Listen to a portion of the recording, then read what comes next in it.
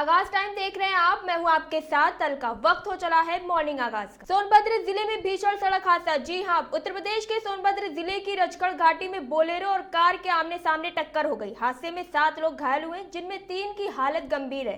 सभी घायलों को दुद्धी सीएचसी में भर्ती कराया गया, जहां से लोगों को जिला अस्पताल रेफर किया गया। बोलेरो में मनोज जायसवाल और उनके परिवार के लोग सवार थे, जो रॉबर्ट्सगंज जा रहे थे। पुलिस मौके पर पहुंचकर जांच में जुटी है। संभल में गंदगी से नाली बनी कूड़ा घर। संभल जिले के राजपुरा क्षेत्र में सूखी पड़ी महाबा नदी में खुलेआम कूड़ा फेंका जा रहा है, जबकि वहां नदी सुधार और सफाई का काम चल रहा है। पंचायत प्रधान की अनदेखी से नदी कूड़ा घर बन चुकी है। बरसात में बीमारी फैलने का खतरा है। प्रशासन चुप है और जिम्मेदारी कोई नहीं ले रहा है।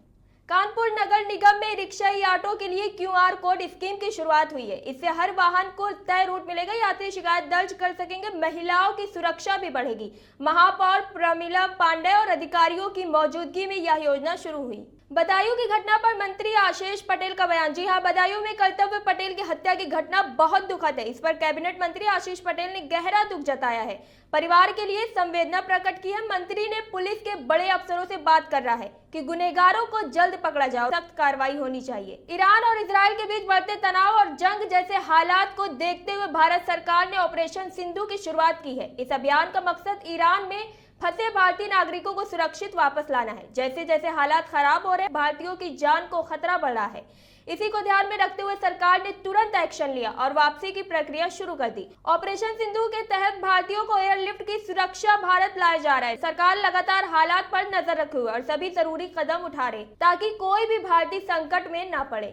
लखनऊ के नरी इलाके में जलकल विभाग के बड़े अफसर कुलदीप सिंह पानी की सप्लाई का निरीक्षण किया। उन्होंने कुछ घरों में जाकर पानी पीकर उनकी सफाई चेक की और लोगों से फीडबैक भी लिया। साथ ही मौजूद टीम ने पाइपलाइन पानी का दबाव और समय भी देखा। अधिकारियों को कहा गया कि कहीं भी दिक्कत हो तुरंत ठीक किया जाए। लोगों ने अपनी समस्याएं बताई, जिन पर ध्यान देने का वादा किया गया। आरपीएफ जवान की तेजी से महिला की जान बची। जी हां, बिहार के मोतिहारी स्टेशन पर एक महिला प्लेटफॉर्म से ट्रेन से चढ़ते वक्त फिसल गई। उसी वक्त वहां मौजूद आरपीएफ जवान ने तुरंत दौड़कर उसे बचा लिया। जवान की सूझबूझ और तेजी से बड़ा हादसा टल गया और महिला की जान बच गई। एयर इंडिया की 3 अंतर्राष्ट्रीय उड़ानें रद्द। जी हां, आज एयर इंडिया की 3 अंतर्राष्ट्रीय उड़ानें रद्द की गई। 2 फ्लाइट्स में यात्री बैठ चुके थे, लेकिन फिर भी उड़ान कैंसिल करनी पड़ी। एक फ्लाइट ने उड़ान भरी, लेकिन तकनीकी कारणों से वापस लौट आई। तीनों मामलों में यात्रियों को परेशानी हुई। अहमदाबाद हादसे में बचा युवक भाई की मौत से सदमे में। जी हां, एयर इंडिया के अहमदाबाद प्लेन क्रैश में एक युवक किसी तरह जिंदा बच गया, लेकिन हादसे में उसका भाई चल बसा। जिंदा बचे युवक ने कहा, मैं बच गया हूं, लेकिन अभी तो यकीन नहीं होता, लेकिन हादसे के बाद वो मानसिक रूप से टूट गया। अपनों को खोने का दर्द उसके चेहरे पर साफ झलक रहा है। भाई की अंतिम विदाई में शामिल हुए विश्वास रमेश। जी हां, बड़ी खबर अहमदाबाद से, जहां प्लेन क्रैश में अकेले जिंदा बचे विश्वास रमेश आज अपने भाई के अंतिम संस्कार में शामिल हुए। हादसे में भाई की मौत ने उन्हें तोड़कर रख दिया। वे गहरे सदमे में हैं। अब लोमड़ी और सियार के काटने से मौत पर मिलेगा मुआवजा। जी हां, योगी सरकार ने बड़ा फैसला लेते हुए कहा कि अब लोमड़ी या सियार के काटने से मौत होने पर पीड़ित के परिवार को 4 लाख मुआवजा मिलेगा। इस घटना को अब राज्य आपदा माना जाएगा। अब तक 11 वन्य जीवों को इस श्रेणी में शामिल किया जा चुका है। नाबालिग को भगाने के मामले में 6 दोषी, 1 को सजा और जुर्माना। जी हां, 7 साल की लड़की को भगाने के मामले में कोर्ट ने एक आरोपी को 1 साल की सजा और 73,000 का जुर्माना सुनाया है। इस केस में कुल 6 अभियुक्तों के खिलाफ मामला दर्ज किया गया है।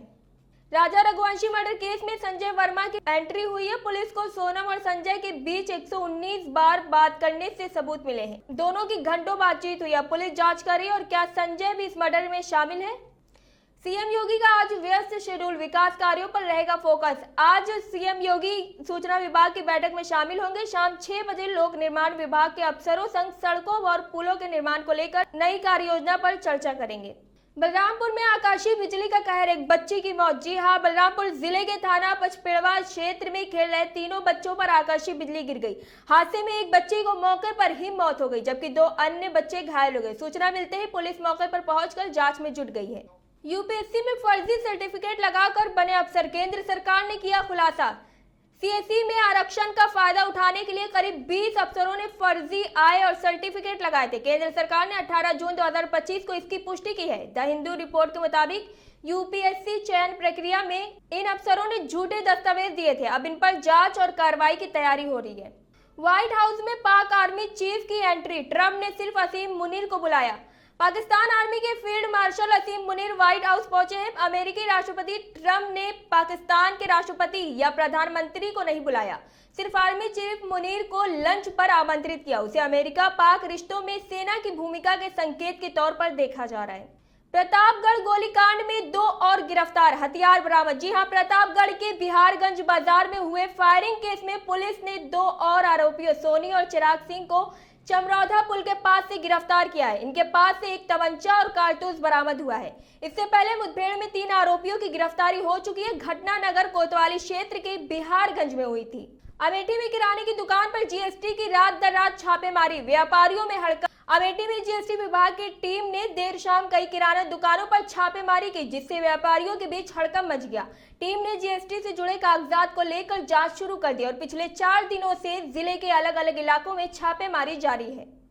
चित्रकूट के मऊ थाना क्षेत्र स्थित महिला पुल से एक लड़की ने यमुना नदी में छलांग लगा दी। घटना की सूचना मिलते ही गोताखोरों की टीम मौके पर पहुंची और नदी में सर्च ऑपरेशन शुरू किया गया। लड़की की तलाश जारी है। पुणे में दर्दनाक सड़क हादसा, कार और जीप के टक्कर में 8 की मौत। जी हां, पुणे में एक भीषण सड़क हादसे में कार और जीप की आमने सामने टक्कर हो गई।